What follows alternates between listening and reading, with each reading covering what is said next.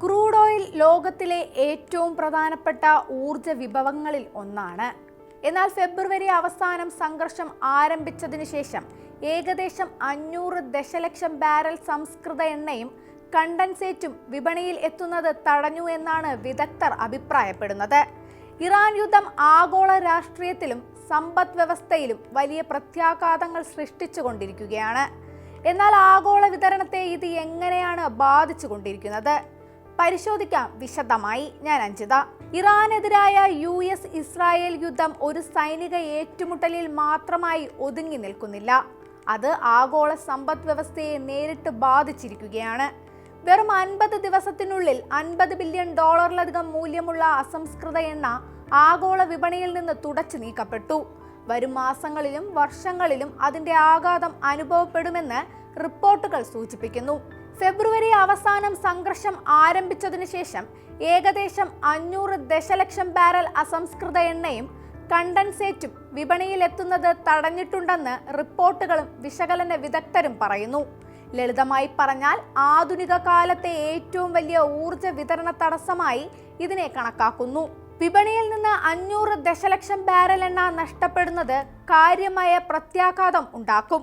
ലോകമെമ്പാടുമുള്ള വിമാനയാത്രയ്ക്ക് ഏകദേശം 10 ആഴ്ചത്തേക്ക് ഊർജം പകരുന്നതിനോ ലോകമെമ്പാടുമുള്ള എല്ലാത്തരം വാഹനങ്ങൾക്കും ഏകദേശം 11 ദിവസത്തേക്ക് ഇന്ധനം നൽകുന്നതിനോ ഈ എണ്ണ മതിയാകും. ആഗോള എണ്ണ വിതരണം പെട്ടെന്ന് നിലച്ചാൽ പോലും 5 ദിവസത്തെ ആവശ്യങ്ങൾ നിറവേറ്റാൻ മാത്രമേ ഈ അളവ് മതിയാകൂ. അതുപോലെ ഈ എണ്ണ അമേരിക്കയുടെ ഏകദേശം 1 മാസത്തെ ആവശ്യങ്ങൾക്ക് തുല്യമാണ്. അതേസമയം ഇത് മുഴുവൻ യൂറോപ്പിനും 1 മാസത്തിലധികം നിലനിൽക്കും. സൈനിക ആവശ്യങ്ങൾക്കായി ഈ എണ്ണയ്ക്ക് US സൈന്യത്തിന് ഏകദേശം 6 വർഷത്തേക്ക് നിലനിൽപ്പിന് കഴിയും. കൂടാതെ ആഗോള അന്താരാഷ്ട്ര ഷിപ്പിംഗ് വ്യവസായത്തിന് ഏകദേശം 4 മാസത്തേക്ക് വൈദ്യുതി നൽകാൻ ഈ ഇന്ധനം മതിയാകും. ഈ യുദ്ധം ഏറ്റവും കൂടുതൽ ബാധിച്ചത് ഗൾഫ് രാജ്യങ്ങളെയാണ്. മാർച്ചിൽ ഗൾഫ് എണ്ണ ഉൽപാദനം പ്രതിദിനം ഏകദേശം 8 ദശലക്ഷം ബാരൽ കുറഞ്ഞു. ഈ ഇടിവ് വളരെ ഗുരുതരമാണ്. ലോകത്തിലെ ഏറ്റവും വലിയ 2 എണ്ണ കമ്പനികളായ എക്സോൺ മൊബിലിന്റെയും ഷെവറോണിന്റെയും സംയുക്ത ഉൽപാദനത്തിന് തുല്യമാണിതെന്ന് കണക്കാക്കപ്പെടുന്നു. വ്യോമയാന മേഖലയിലും ഇതിന്റെ ആഘാതം പ്രകടമായിരുന്നു. Saudi Arabia, Qatar, UAE, Kuwait, Bahrain, Oman എന്നിവിടങ്ങളിൽ നിന്നുള്ള ജെറ്റ് ഇന്ധന കയറ്റുമതി ഫെബ്രുവരിയിൽ ഏകദേശം 19.6 ദശലക്ഷം ബാരലിൽ നിന്ന് മാർച്ച് ഏപ്രിൽ മാസങ്ങളിൽ വെറും 4.1 ദശലക്ഷം ബാരലായി കുറഞ്ഞു. ന്യൂയോർക്കിൽ നിന്ന് ലണ്ടനിലേക്കുള്ള ഏകദേശം 20,000 വിമാന സർവീസുകൾ സാധ്യമാക്കാത്തക്ക വിധം ഈ ഇടിവ് വളരെ പ്രാധാന്യമർഹിക്കുന്നു.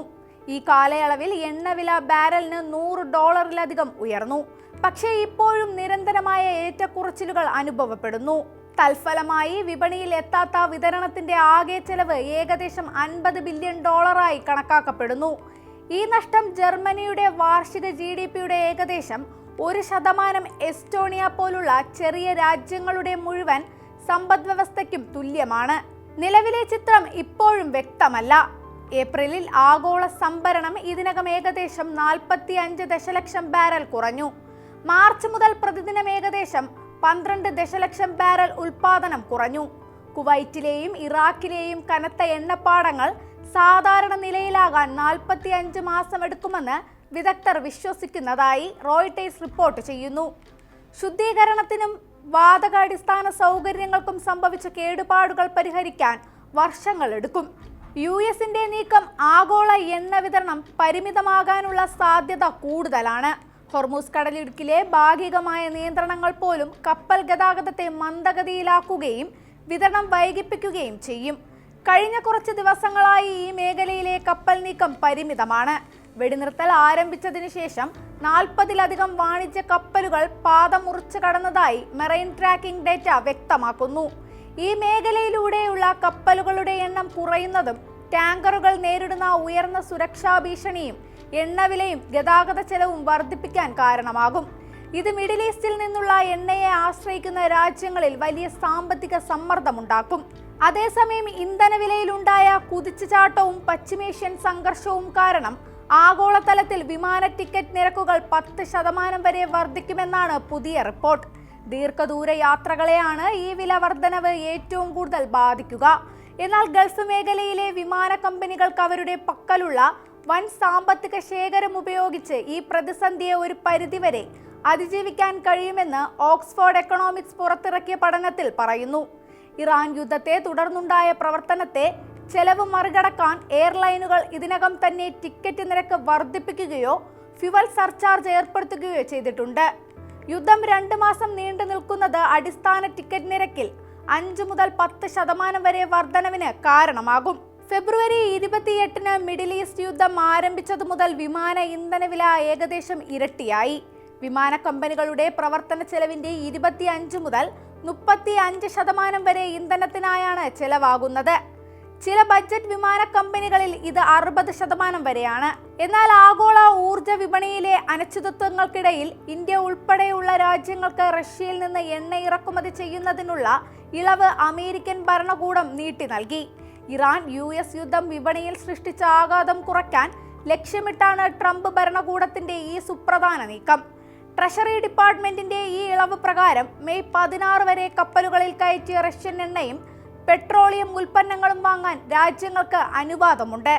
ഏപ്രിൽ 11-ന് കാലാവധി അവസാനിച്ച 30 ദിവസത്തെ ഇളവിന് പകരമാണിത്. എന്നാൽ ഇറാൻ, ക്യൂബ, ഉത്തര കൊറിയ എന്നീ രാജ്യങ്ങൾ ഉൾപ്പെടുന്ന ഇടപാടുകളെ ഇതിൽ നിന്ന് ഒഴിവാക്കിയിട്ടുണ്ട്. സത്യം പറഞ്ഞാൽ ഈ യുദ്ധം വെറുമൊരു താൽക്കാലിക നഷ്ടമല്ല, അതിന്റെ ആഘാതം നിലനിൽക്കും. എണ്ണവില മുതൽ ഗതാഗതം, വ്യോമയാനം, നിത്യോപയോഗ സാധനങ്ങൾ തുടങ്ങിയ എല്ലാത്തിലും പണപ്പെരുപ്പം ഉയരുമെന്ന് പ്രതീക്ഷിക്കുന്നു. ലോകത്തിന് ഇതൊരു വലിയ തിരിച്ചടിയാണ്. അടുത്തെങ്ങും ഇത് തിരിച്ചു പിടിക്കാൻ കഴിയില്ല.